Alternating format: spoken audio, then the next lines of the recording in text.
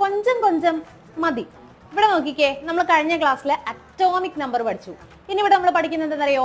Mass number ആണ്. Mass എപ്പോഴും mass ആയിട്ട് നമ്മൾ മുകളിൽ എഴുതുമെന്ന് വിചാരിച്ചാൽ മതി. അപ്പൊ മുകളിൽ എഴുതിയിരിക്കുന്ന 4 എന്ന് പറയുന്നതാണ് ഇതിന്റെ മാസ് നമ്പർ. ഇനി മാസ് നമ്പർ എന്ന് വെച്ചാൽ എന്താണെന്നറിയാവോ? മാസ് നമ്പർ കാണാനായിട്ട് നമ്മൾ ദാണ്ടെ ഈ ഒരു എ എന്ന് പറയുന്ന ലെറ്റർ വെച്ചിട്ടാണ് മാസ് നമ്പർ ഡിനോട്ട് ചെയ്യുന്നത്. ഓക്കെ, എ ആണ്, ലെറ്റർ എ ആണ്. ഇനി എന്താ? Sum of neutrons plus protons. അപ്പോ പ്രോട്ടോണുകളുടെയും ന്യൂട്രോണുകളുടെയും ആകെ എണ്ണത്തെയാണ് നമ്മൾ മാസ് നമ്പർ എന്ന് പറയുന്നത്.